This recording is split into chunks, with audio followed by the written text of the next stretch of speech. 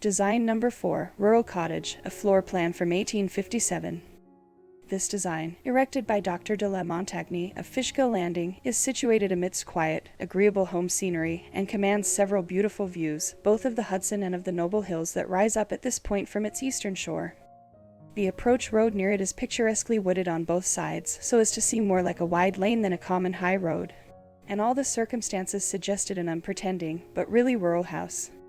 As the accommodation required was not extensive, there was no necessity for attic bedrooms, and the cottages, therefore, planned a story and a half high, as it is called, the roof coming down a foot or two below the ceiling line, not, however, so as to interfere with the occupation of the rooms in any way. Although, by this arrangement, the ceilings of the bedrooms are less elegant than they would be if finished off square, as usual. There is one decided advantage attending it, which was fairly illustrated in the case under consideration. The ground in the immediate vicinity of the building site was, as is often the case, somewhat bare of trees, and the proprietor, with great care and pains, moved a number of healthy specimens, of larger size than usual, from the neighboring woods.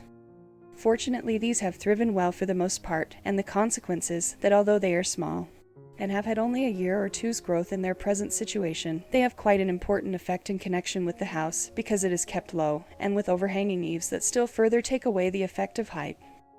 This design was built in a hollow, but the earth taken out for foundations was so arranged that the house, as now finished, stands on a gentle eminence. And the natural impression of a stranger to the facts would be that nature kindly provided a little bluff for the specific purpose of building the doctor's cottage on.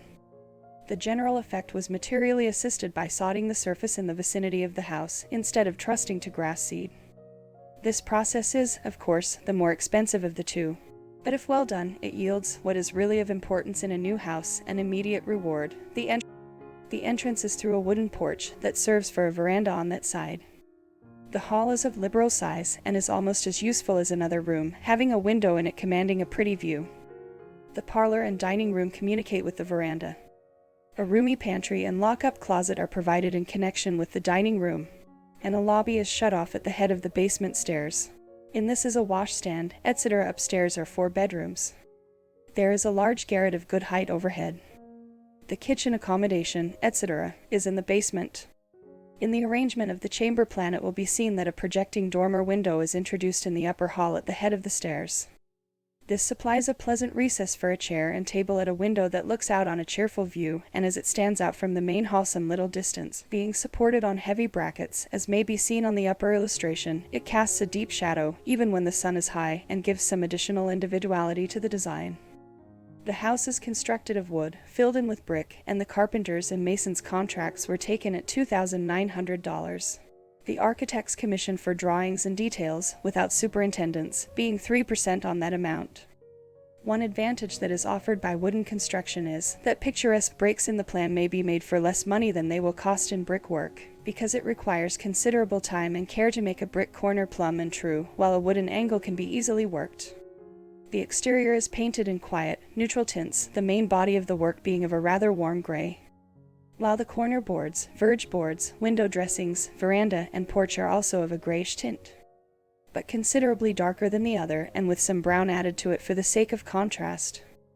The styles of the Venetian blinds are rather lighter than the window dressings, while the slats and the panels of the verge boards are of a cool dark brown. The chimney is painted in 2 tints, to correspond, and as the house is covered with shingles, which soon become soft and pleasant to the eye, the whole effect is free from either startling contrast or wearisome monotony. In painting a country house the aim should be to give it a cool effect in summer and a warm effect in winter, and this is not so difficult as might at first be supposed, because all combinations of colors are mutually dependent on each other, and the marked contrast in the appearance of the surface of the soil, the trees, and the sky, at different periods of the year, gives an opportunity, when choosing the tints for a house, to select a happy medium that shall be suited to more seasons than one. The vignette shows a sketch for a rustic outbuilding proposed to be constructed with a rough frame covered with bark and with a shingle roof.